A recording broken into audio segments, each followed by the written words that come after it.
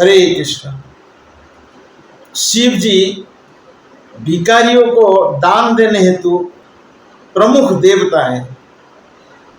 उनका नाम है आशुतोष, जो बहुत ही जल्दी प्रसन्न हो जाते हैं, जो साधारण लोगों का स्वामी है, इसलिए उनको भूतनाथ भी कहा जाता है। वो इतना उदार है, विचार किए बिना किसी को भी वर दे देते हैं। एक असुर था शिव जी का महान भक्त, जिसका नाम है वृकासुर। वृकासुर कठोर तपस्या किया, इतना तपस्या किया कि उसने अपना शरीर को काट कर यज्ञ में आहुति दिया।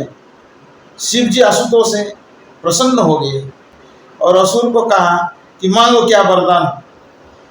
तो उसने कहा, हे प्रभु, मुझे ऐसा वरदान दीजिएगा। उसका नाम भस्मासुर था। वृकासुर कहते हैं और भस्मासुर भी कहते हैं। तो उसने कहा कि जिसके मस्तक पर मैंने हाथ रखूं वो भस्म हो जाए। तो शिव जी ने कहा तथास्तु, वरदान दे दिए, विचार किए बिना वरदान दे दिए। ये चालाक असुर ने शक्ति परीक्षण करने के लिए शिव जी का ही मस्तक के ऊपर हाथ रखने का प्रयास किया और शिव जी का पीछा किया और शिव जी भागने लगे और भागे भागे भागे भागे। अभी बचाओ, कौन बचाएगा? स्वयं भगवान विष्णु आते हैं शिव जी का रक्षा करने के लिए। तो इसमें भी समझना चाहिए कि कोई देवता मृत्यु से बच नहीं सकता है।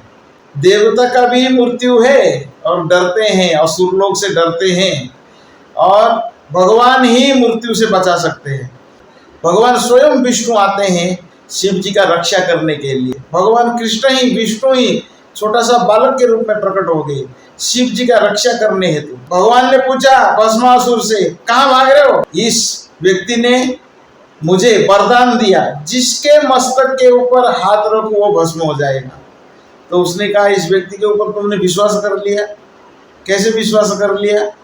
कि उसका वरदान में इतना ताकत है। तो बोला, क्या करे?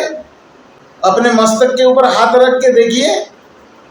तो भस्मासुर जैसा ही अपने मस्तक के ऊपर हाथ रखा तो भस्म हो गया। उसका नाम ही वृकासुर है, भस्मासुर है। तो शिव जी किसी को भी, किसी के ऊपर भी जल्दी प्रसन्न होकर वरदान दे देते हैं। संसार में कोई भी व्यक्ति आए, अगर वो कोई कुछ चीज मांगे तो भगवान शिव जी दे देते हैं, विचार किए बिना देते हैं। इसीलिए उनका नाम आशुतोष है। दूसरा नाम है भूतनाथ।